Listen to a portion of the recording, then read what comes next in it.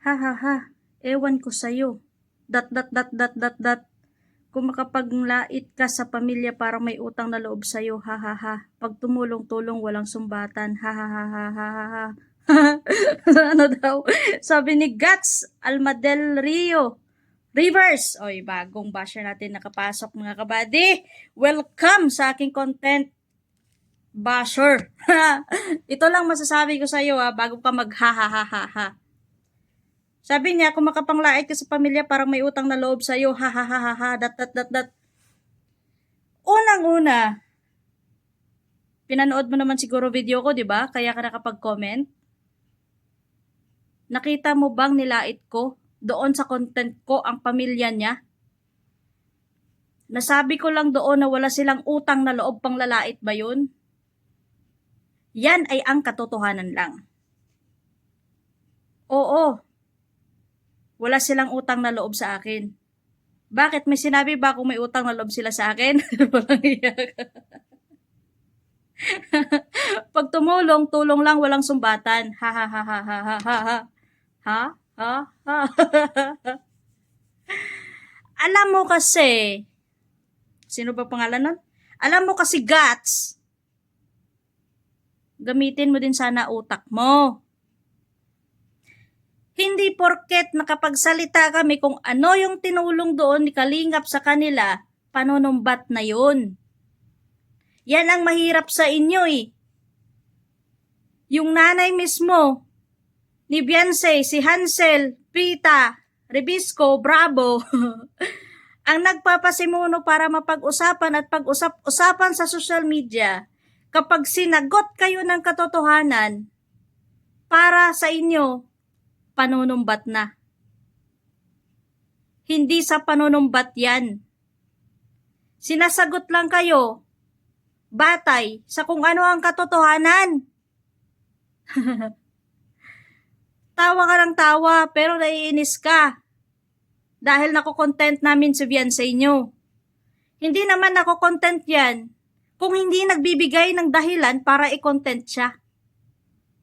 Na kahit bali-balik ta rin man yan, hindi na nila mababago ang katotohanan na ang Team Kalingap ang nagpaangat sa kahirapan nila. Ito lang masasabi ko din kay sa nanay ni Beyonce, kay Hansel Biscuit, kay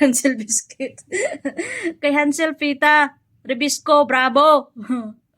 Bago ka mag-post na hindi kayo lumapit sa Kalinga para tulungan kayo, kayo mismo at ikaw mismo alam mo yan ang katotohanan, na ang nagpasimuno dyan para makaahon kayo sa hirap, para na hindi kayo mamulot ng dikya sa tabing dagat, si Dr. Love. Si Dr. Love ang tumulong sa inyo, si Dr. Love ang naging daan para makaahon kayo sa hirap. Pero si Dr. Love din ang naglagay sa inyo ng kahihiyan nyo. Yan ang totoo. Ngayon, nagagalit kayo dahil na sasambit yung mga tinulong sa kanila. Saan ba nagsimula ang gulo? Nagsimula ang gulo dahil sa nakuha na nila lahat-lahat na kung ano yung meron sila ngayon, kinakalaban pa ang tumulong sa kanila. Hindi naman sa panunumbat yan. Sinasagot lang kayo sa katotohanan. Masakit ba? Nasapul ba? Yan ang maraming nakikita kong nagko-comment sa akin. Minsan may mga nagme-message din na, kabady, nag-content ako, ganito, ganyan. Katotohanan lang naman yung sinabi ko, pero sabi nila, nagagalit sila kasi ganito, ganyan. Kasi nga, natamaan sila na kahit anong gawin nilang kasinungalingan at kabaliktaran sa buong katotohanan, hindi na nila mababago yan. Kahit sabihin pa nila nga na galing yan sa sponsor. Kahit galing sa sponsor, makilala ba kayo ng sponsor kung hindi nang dahil sa Kalingap? Nagka-sponsor ba kayo nung naglalakad-lakad kayo sa tabing dagat? Kung hindi kayo nakilala ng Team Kalingap at kung hindi kayo na-content ng Team Kalingap? Yan ang mahirap sa inyo eh. banat kayo ng banat, kapag binalikan kayo, para sa inyo panunumbat na, para sa inyo kasiraan na ng pamilya. Ang tanong, sino ba nagpapasimuno para sa kasiraan nila? Hindi yan sila masisira kung sila mismo nanahimik na sa tabing dagat at mamumulot na lang ulit ng dikya. Pero sila na yung tinulungan, sila pa ngayon yung mapagmataas. Alangan man manahimik kaming mga nanonood sa kanila at nakasuporta sa Team Kalingap kahit hindi na tama.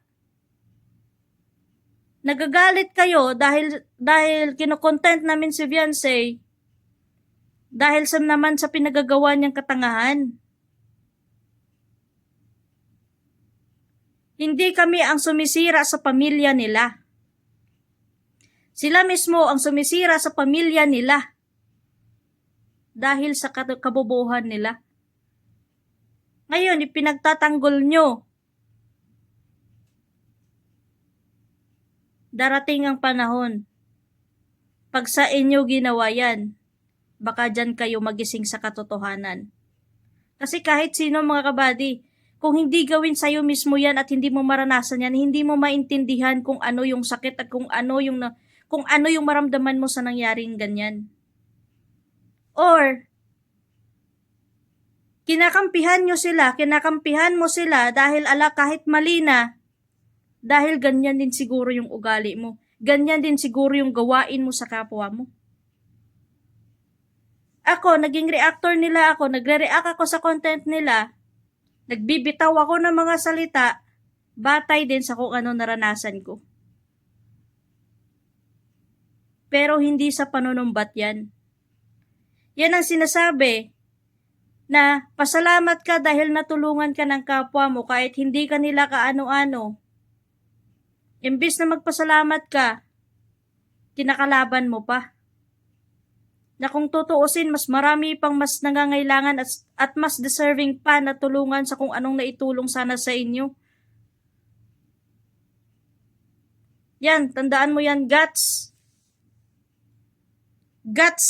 Almadel Rio Rivers. Ay naku, nasa ilog tong utak din ito.